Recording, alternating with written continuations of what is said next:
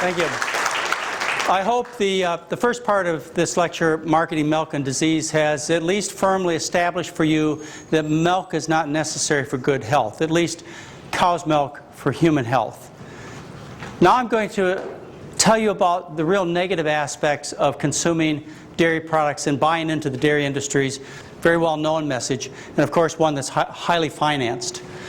And I can best characterize this by telling you, got milk, got disease. You know about some of the negative things concerning dairy products, and I want to just review them quickly for you. Let's take a look at the dairy products in terms of their nutritional components. Now, it's a little bit artificial what I'm doing. What I'm going to do is I'm going to divide this particular food into various components. And for me to say, for example, cholesterol in dairy is what causes heart disease is really not the whole story. It's really artificially separating things out. It's not just the fact that dairy products or meat products that we'll talk about some other time. It's not just that the cholesterol causes rotten arteries and heart attacks. So does the saturated fat. And so does the lack of antioxidants. And so does the lack of dietary fiber. It's just the whole food itself. Whereas people do think about these in terms of separate nutrients, but realize that it's really a big picture that I want you to put together at the end when I describe all the individual problems related to dairy or other kinds of foods. You know that dairy products are high calorie. I mean, after all, they're high fat. They're intended to grow a baby cow to an adult cow. And as a result, they're full of calories. And those calories, we know, promote obesity. They promote type 2 diabetes, and they also promote heart disease. We also know that these dairy products are possible promoters of cancer because of their high calorie intake. Extra calories in experimental studies promote cancer. Dairy products are high in fat, which promotes obesity and cancer and diabetes. They're high in a kind of fat that you've always learned to worry about, and that's the saturated kind or the animal kind, and that's the kind that really rots the arteries. Dairy products are high in protein. As a consequence of their high protein intake, which goes along with the high acid. Remember, proteins are made of amino acids, and some of those acids are more acidic than others, like the sulfur-containing amino acids. So, dairy products, because they are high in protein, aren't they sold to you because they're high in protein? Well, there's a negative part to that. That high protein, high acid nature of dairy products, what it does is it damages the kidneys, causes kidney overload for processing all that protein. As a matter of fact, the standard classic recommendation from all kidney doctors is if you have failing kidneys, you need to go on a low-protein diet to decrease the workload of those kidneys, to decrease the flow through the tubules, to preserve the kidney function so you can stay off a dialysis machine. That extra protein is harmful. As a matter of fact, even in healthy people who have no apparent diseases, it's estimated that they lose about a third of their kidney function by the time they get to be 70 years old because of the high protein nature of the American diet.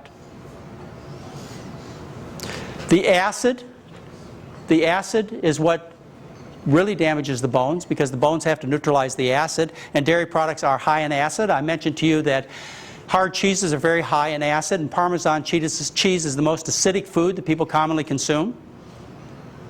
Now, how does that fit with the message that you should consume dairy products to have strong bones? It's exactly the opposite of what the scientific truth is. Dairy products are high in cholesterol, so they promote atherosclerosis, which leads to strokes and heart attacks. They're low in iron. In fact, dairy products have almost no iron in them. When somebody comes to me with a problem of iron deficiency anemia, the first thing I do is I look for a cause of iron loss, like blood loss. Are they bleeding from their intestinal tract, or maybe a woman bleeding from her uterus, or other sources of bleeding I would look for. Now, if I ruled that out, then the next thing I would think about, or maybe even in addition to the problem of blood loss, maybe this is compounding the problem, I'd look to whether or not they had a diet high in dairy products, because dairy products has virtually no iron. The calcium and phosphorus in dairy complexes iron from other sources like green beans and beef and forms insoluble complexes so that the iron cannot now get through the intestinal tract into the body. And the third thing that consuming dairy does is it causes bleeding in the intestinal tract. There's a problem called Heiner's syndrome that little babies have. It's the most common cause of iron deficiency anemia. Heiner's syndrome is due to cow's milk. For those three reasons that I just told you. These kids end up with having microscopic blood in their stool, or actually gross bloody diapers. And you can't stop the anemia until you take the kids off of the dairy products. Every pediatrician, every allergist knows about Heiner's syndrome. You have to think about this in adults too that have anemia problems. Is it due to all that dairy consumed? Or maybe blood loss in the intestinal tract from the dairy, or maybe all the fat that's in the dairy, maybe that's causing extra hormones in their system, which is causing extra menstrual flow. A dietary solution is the one you want to look for, because that, of course, is something you can easily change. Dairy products have no fiber, and because they have no fiber, they contribute to constipation. But I'm going to carry this discussion of constipation on further, because there are other reasons that dairy products cause constipation, other than the fact that, like all animal products, dairy products contain no dietary fiber. They're low in carbohydrate. Carbohydrate is what gives you energy. Now, milk has carbohydrate. About 30% of the calories are carbohydrate, but in making cheese, the carbohydrate content is reduced to about 2%. You've heard about runners hitting the wall, running out of energy. Well, what they're basically doing is running out of carbohydrate. So if you want to be active, whether you want to be an athlete, a runner, or you just want to be just an active person, you want to be able to do your housework or your work at your employment, if you want to just be alive and active, you want to have that carbohydrate, because that's where your energy comes from. And dairy products fail to supply that carbohydrate, particularly in the area of low carbohydrate dairy products like your cheeses. Dairy products have no vitamin C, which results in poor tissue healing. And if it gets severe enough, low vitamin C, then you get a condition called scurvy. And it results in degenerative diseases because dairy products, the fat that they do have is of the unessential type. Remember, we talked about how essential fats come from plant foods. Your omega-3 and your omega-6 fats, they come from plant foods. Well, dairy products are animal products, and as a result, they don't contain many of these essential fats. As a matter of fact, 97% of the fats are the unessential saturated type. So you result in fatty acid deficiency, and there's concern that certain neurologic problems, such as multiple sclerosis, may have their foundation in feeding young kids too many dairy products and also too many other animal products, and as a result, they develop a weakened nervous system. Because the nervous system is made from these essential fats, and as a result, they develop a nervous system that is later on susceptible to other things, such as autoimmune problems or viruses. Dairy products are sufficient in something that they won't brag about.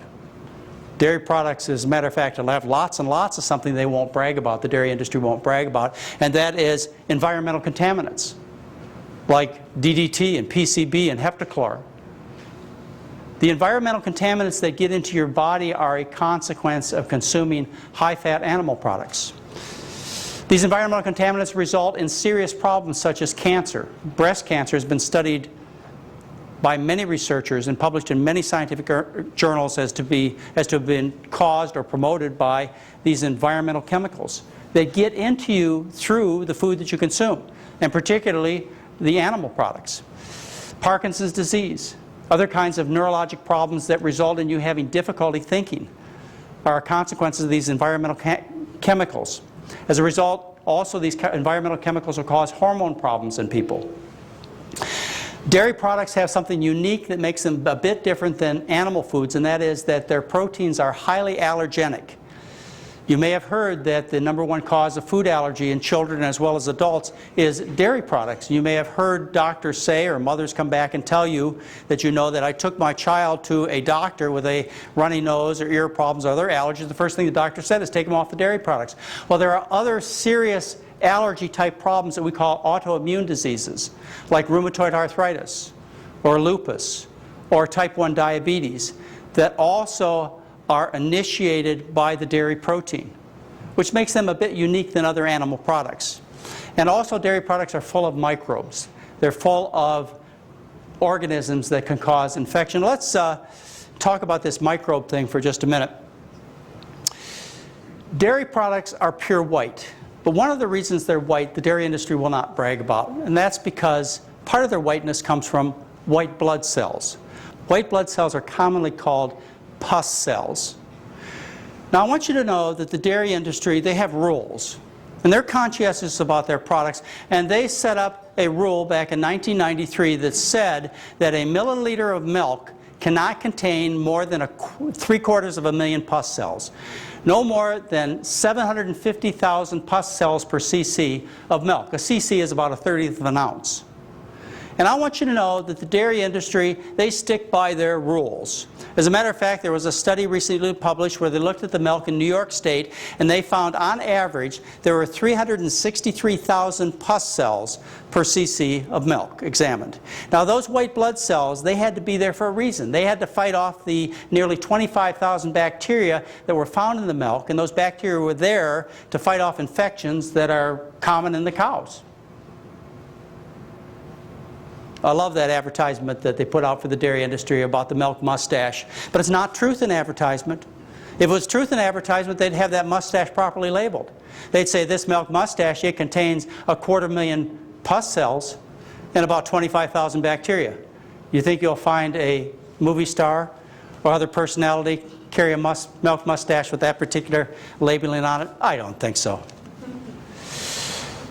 Dairy products were the most often recalled food product by the FDA between October of 1993 and September of 1998.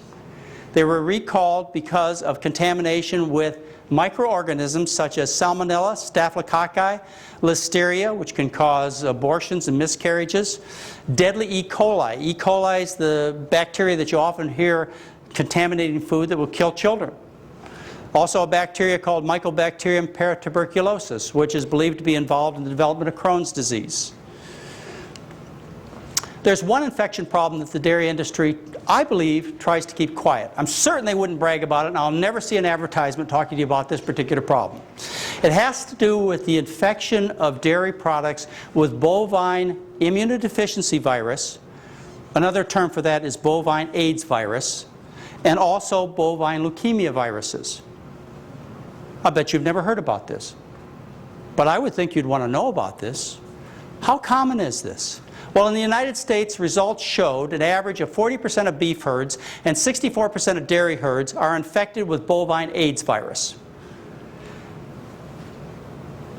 Right now, in the United States of America, 9 out of 10 herds are infected with bovine leukemia viruses. In other words, you can pretty much plan, if you serve a glass of milk or any other dairy product, you can pretty much plan that they're going to be infected with these bovine AIDS and bovine leukemia viruses because they take milk from various herds and they mix them up in vats, and then these vats of milk from thousands of different cows go on to make the dairy products.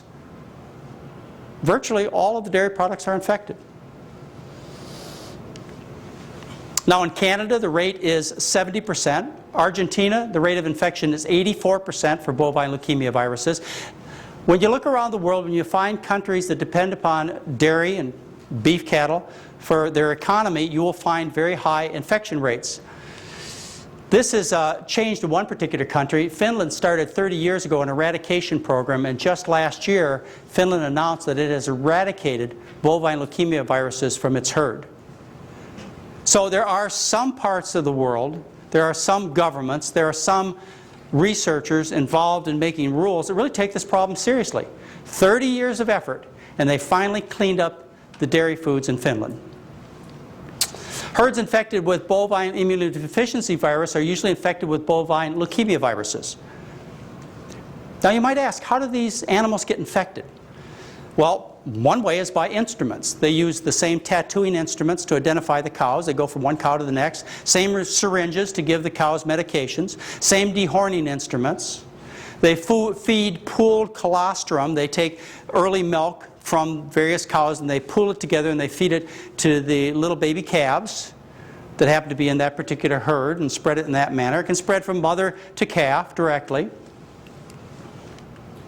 But one of the interesting ways that these diseases are spread in cattle was brought out in April of 1996 when Oprah Winfrey had Howard Lyman on her television show. You might know Howard Lyman. He's the mad cowboy. Wrote a book, very outspoken man. And he talked about the problem of mad cow disease on the Oprah show in 1996. And Oprah made a statement similar to, "I will never eat another hamburger again." And of course that set the cattle industry off. And they went and sued her because of it. Well, they also took some action based upon that particular television show and the public awareness of what was going on. What Howard Lyman exposed on that show and has been telling people about for many years is the fact that the cattle industry was doing a very bizarre practice. They were making cannibals out of cows. What they would do is they'd take cows that died. They're called downer cows. They die from all kinds of problems. They're sick. And they take them, they grind them up, and they put them in the cattle food. And they feed them back to cows. Well, after the Oprah Winfrey show, the cattle industry got together and they said, we're not going to do this anymore. We're going to put a ban on feeding cows to cows. So you think they solved the problem. Well, USA Today did a front page story in June of 2003 where they reported on really what is going on in terms of cow foods being fed to cows. And it's going to surprise you. They do have this ban that you can't feed dead cows to live cows anymore. But you can still feed dead cows to chickens and pigs. Yes. Now when chickens and pigs, they eat this dead cow food, which they process and they put in pellets and other forms to feed to the chickens and pigs. What happens is the chickens and pigs, they chew on this food and they don't chew it up completely. They drop parts of it onto the floor. And then some of that cow, that dead cow food, goes through the chicken and pigs and ends up being excreted onto the cow floor, partially undigested. And now what they do is they take the droppings from the chicken floor and the pig floor and they compress them into tablets that they are now allowed to feed to the cows. And then there's the waste plate exemption. You know, you can't go wasting things when it comes to food. After all, there could be starving people around the world. They have the waste plate exemption. And what that says is if you go to a restaurant, you order a steak or any other kind of beef product and you don't finish it, they can take that leftover and they can turn it into food for cows. And you can also take those downer cows and you can grind them up and you can make pet food out of those dead cows.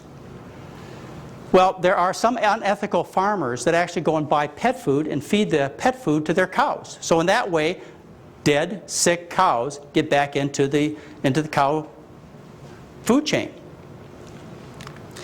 Now you don't want to waste anything. So when you go to the slaughterhouse and you kill the cows, what happens is as a result of killing the butcher and the cows, the blood is pooled and collected.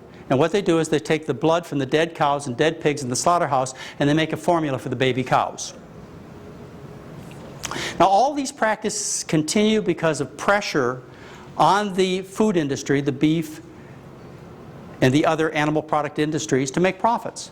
And so they say, their excuse is, we have to do this to be competitive or we'd go out of business. But this is the kind of practices that continue to occur that continue to propagate these diseases such as bovine leukemia, bovine AIDS, as well as mad cow, which is of great concern.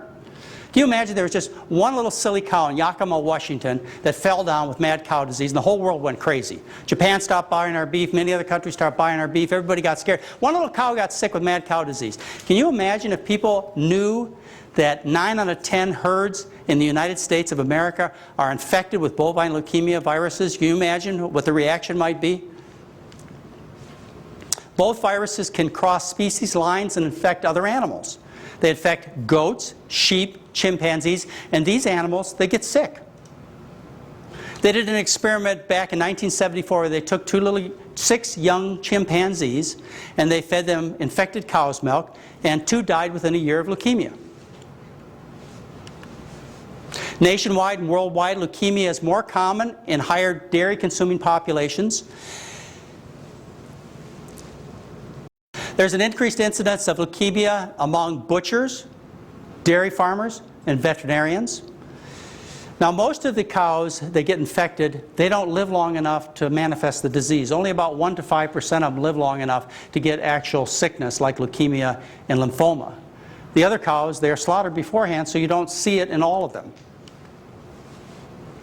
In the United States, annually there are 30,000 cases of leukemia, there are 70,000 cases of lymphoma, and if you get leukemia and lymphoma, or one of your family members does, and you go to the doctor and you say, and you're going to ask, how did I get this disease? The answer is always going to be, we don't know how you got it. And that's true, they don't know. But could it possibly be a virus? I mean, after all, you know that leukemia can be spread by a virus. You go to the veterinarian and take your cat in for a feline leukemia vaccination, don't you? You think it's a problem with your cat. Why wouldn't it be a problem with the cows? And what sense does it make to consume leukemia viruses? I mean, think about it. Next time you walk up to the refrigerator with your child or grandchild, think about pouring them a tall, cool glass of leukemia virus. I bet you'll think twice. Now, this has been known for more than 35 years. This was actually discovered in 1969 that the herds were infected with these viruses. The excuse has been by the cattle industry and the United States Department of Agriculture that this is not a problem for people. It's okay for these viruses to be in the cows. It's okay because the tests that we're using show that this infection does not cross over into human beings. And that's been the reason that they have taken no action and have not made this public, is because the crude tests available have not shown that this is a public health hazard because they cannot identify these viruses in human beings, the bovine leukemia and the bovine AIDS viruses. Well, that's all changed. As a matter of fact, a study published in December of 2003 from UC Berkeley changed all that. They looked at about 250 people from UC Berkeley. They examined their blood by modern techniques. And they found by the presence of antibodies which indicate infection that 74% of people have been infected with bovine leukemia viruses with an antibody response. Other interesting research from the same investigators, when they examined breast cancer cells, they found that 10 out of 23 human breast cancers contain these bovine leukemia viruses.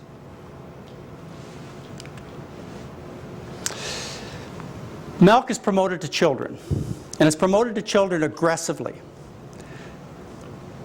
You as a parent may say to yourself or to your spouse, you may say, well, it's okay, I'll give up the milk. Because I'm an adult, I'm through growing, but not the kids, not the grandkids. It's absolutely necessary for them to consume milk because of growth. They've got to have healthy bones. They've got to have good health in general. And we know, because of years of education by the dairy industry and people who work for them, either directly or indirectly, that it's absolutely essential that you feed kids milk. So what you may not do for yourself, which would be wise, which is to give up the dairy products, you would be very reluctant to do for the kids. I ask you to rethink that. The dairy industry has teamed up with the school board to develop programs to take and sell kids dairy products. And on the internet you'll find statements as to their efforts. They say the goal is to guide school-age children to become lifelong consumers of dairy products. Dairy Checkoff 2003 makes this statement. The 2003 activities will target students, parents, educators, and school food service personnel to make children lifelong consumers of dairy products. Now, where have you heard a similar statement? To target children to make them lifelong consumers. Cigarettes, tobacco. That's right, for the tobacco industry. Almost the exact words. And the consequences I'm trying to share with you are very similar. Annual milk consumption of children between the ages of 6 and 12 increased to 28 gallons per child per year. Children under the age of 18 drink 46% of the milk. Their efforts work. I remember as a kid that I was required to drink milk, and it was really hard to turn it down. It was only 2 cents a carton. But I absolutely hated it. I could hardly get through those school milk lunch programs when I had to drink the milk, unless it was chocolate milk. Then I could get it down. Well, that's one of the things, of course, that the dairy industry is doing, is they're flavoring the milk with chocolate and strawberry. They're putting fancy cartons and straws and all kinds of promotional deals to get these kids to drink the milk. And they're succeeding. And you as parents, you as consumers, probably believe this is in your children's best interest. It's not. An interesting study published in the New England Journal of Medicine, they looked at 65 severely constipated children. Now, to get into that category of severely constipated, you had to have a bowel movement every 3 to 15 days, and that was almost always initiated with a laxative, strong laxatives. And they took these kids, and they took them off dairy products. And what they found is that nearly 70% were completely cured almost overnight by taking the kids off dairy products. When they examined the children's bowels, they found inflammatory reaction in the bowel tissue. They found that these kids had fissures and other things that caused them terrible pain related to the constipation caused by the dairy products. Now they took these children 8 to 12 months later and they put all the kids back on dairy products, and all the children who had originally responded redeveloped constipation. Now this isn't just 68 kids that happened to be in this particular study. I used to be a general practitioner. For 3 years I saw kids. For 3 years I saw constipated kids in terrible pain. This is a usual problem, not just one that appears in the scientific literature. Just for this problem alone, you would think that the school lunch programs, the US government would take and ban these products from the schools, just to relieve that simple kind of suffering, which is not only painful but also very embarrassing for a child. You look around your neighborhoods, you see kids with snotty noses. You talk to the parents and they're taking the kids to the doctor every month for ear infections. You think this is normal? You think kids are supposed to have snotty noses and ear infections? Kids will have gastroesophageal reflux, asthma, eczema problems. This is not normal. This has all been tied to the dairy product consumption that's encouraged by the dairy industry and most of us have bought into. There's a more serious problem that affects kids. It's called type 1 diabetes. Horrible disease. If you wouldn't want to wish something so terrible on a family as to have a member develop type 1 diabetes, it's not just a disease of children, even though this used to be the most common kind of diabetes in children. These days, because children are getting so fat, they're developing a lot of type 2 diabetes, which is now becoming competitive as far as the number of cases, type 1 versus type 2. Well, type 1 diabetes is where the pancreas is destroyed. The initiation of that destruction is caused by cow milk protein entering the bloodstream. That's what the scientific research says. In fact, it is so compelling that the American Academy of Pediatrics work group on cow's milk protein and diabetes in 1994 made a statement that still stands today. They said early exposure of infants to cow's milk protein may be an important factor in the initiation of the beta cell destructive processes in some individuals. Beta cells are what make insulin in the pancreas of the child. And they recommended that you stop feeding cow's milk to children to prevent insulin-dependent diabetes, type 1 diabetes.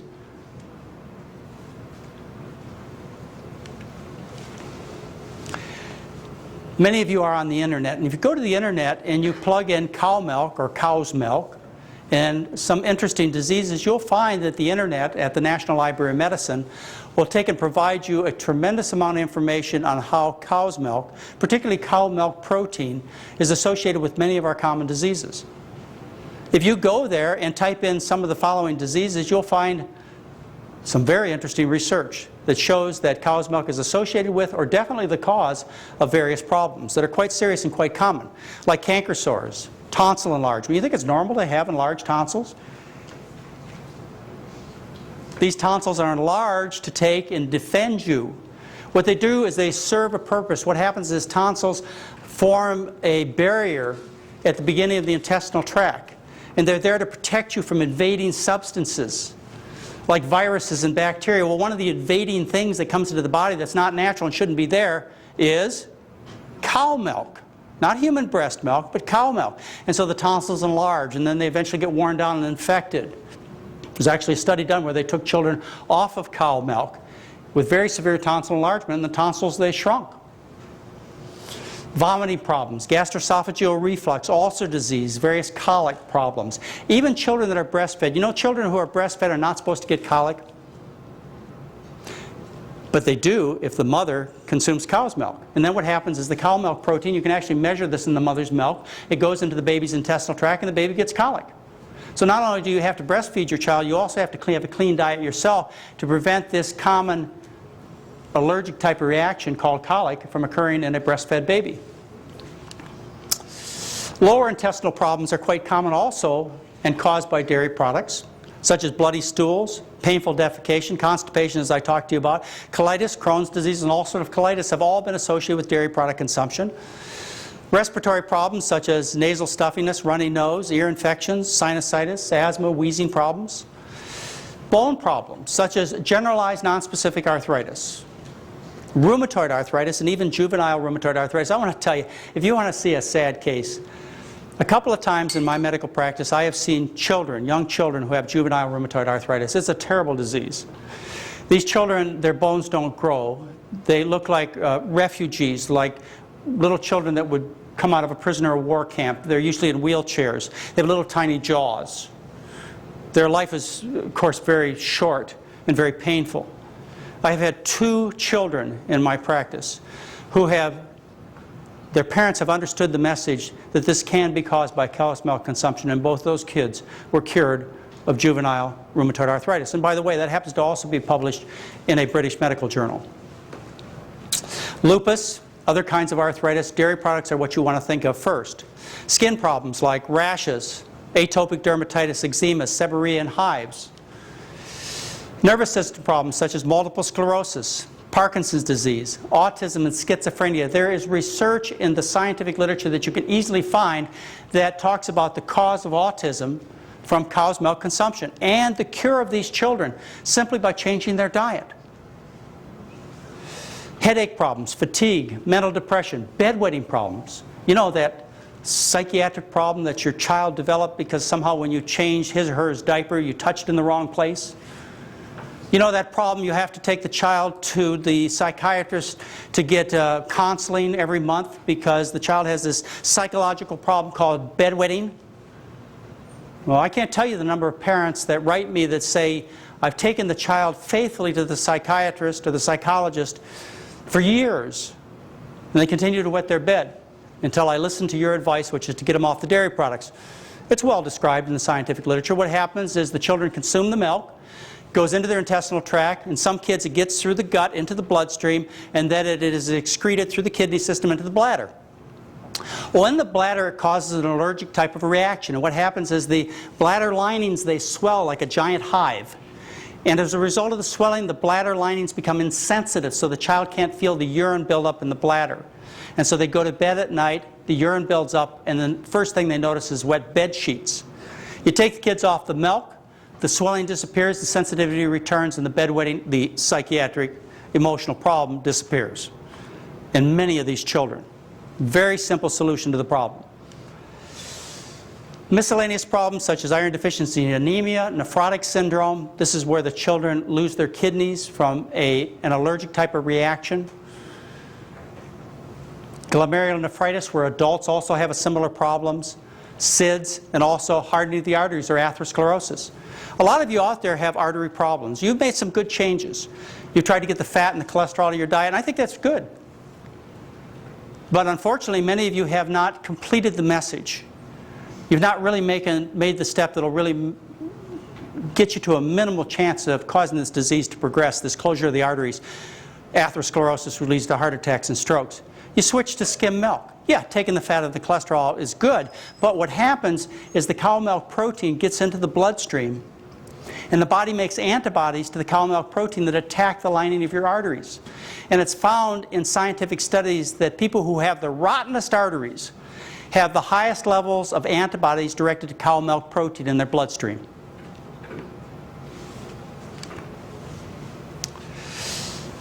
The dairy industry is well aware of these problems. I've been discussing these problems with them for decades, and their only rebuttal is money. $166 million a year. And that could buy a lot of research, a lot of scientists, and a lot of advertisement, and a lot of misinformation. I introduced you to Dr. Greg Miller in the last lecture. Let me tell you a little bit more about Dr. Greg Miller.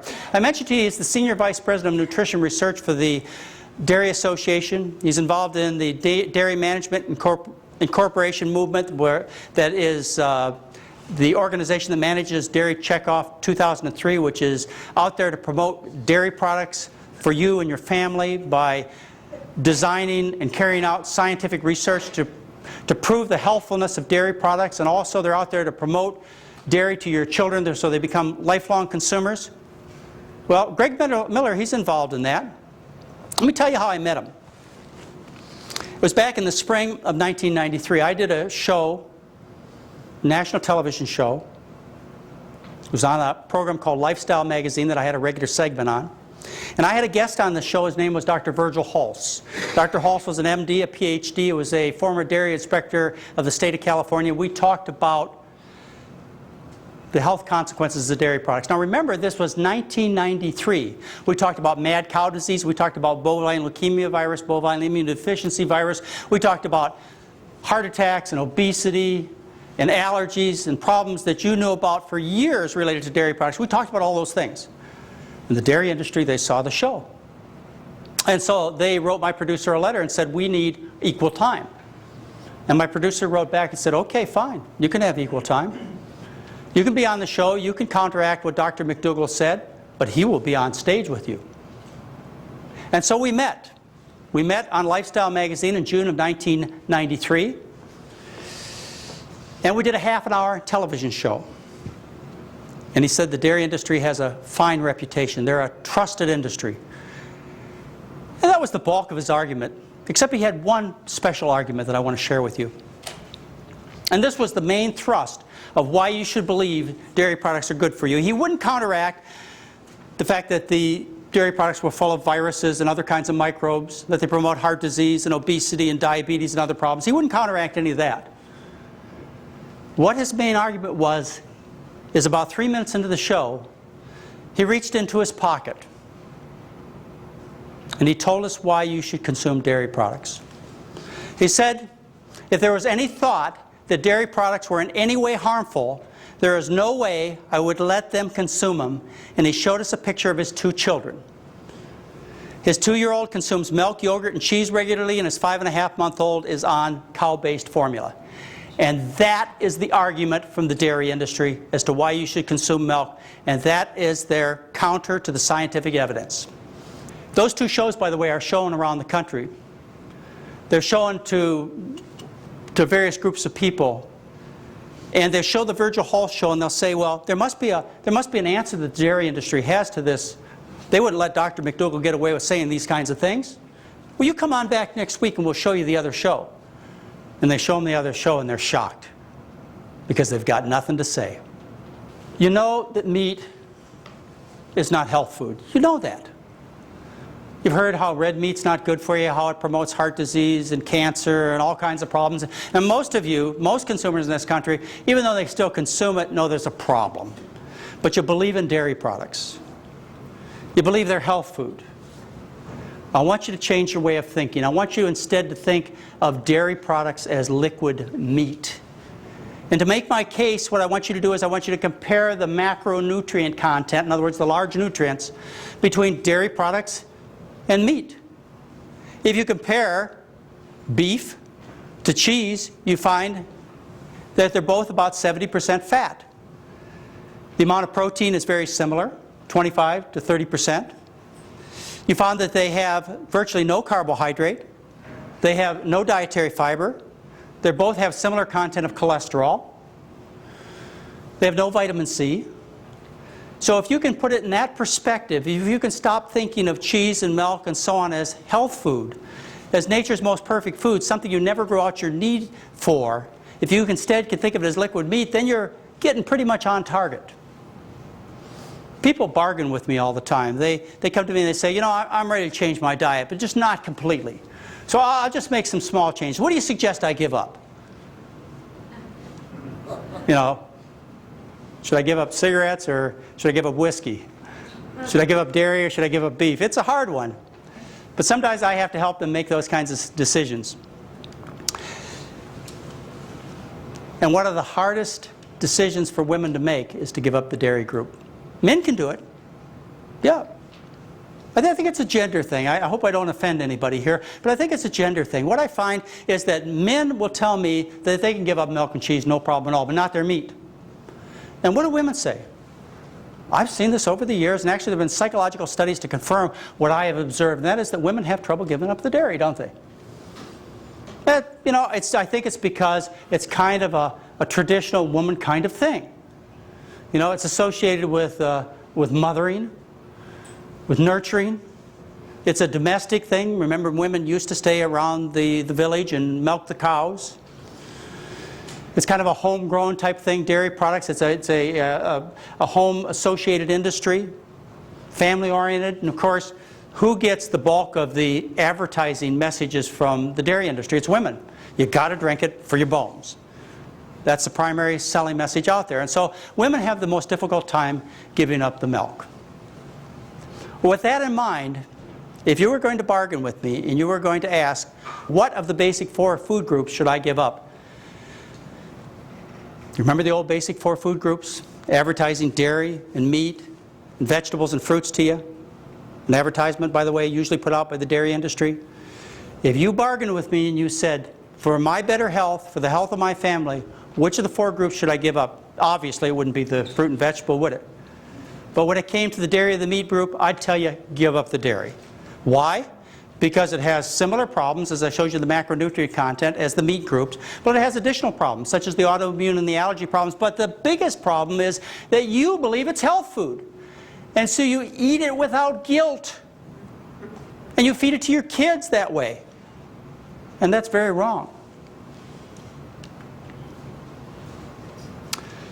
So I hope I've given you a chance to rethink this. Not only are dairy products not necessary for your health and bones, they're also destructive to your family. And it may be the most difficult message for you to get, because there's been so much education, so much effort, so much money putting behind trying to give you the other message. But I promise you that it will be the greatest benefit to you and your family if you can get this correct. You are not a cow. Your children are not calves. You should not be consuming cow's milk. It is a serious health hazard. Thank you very much.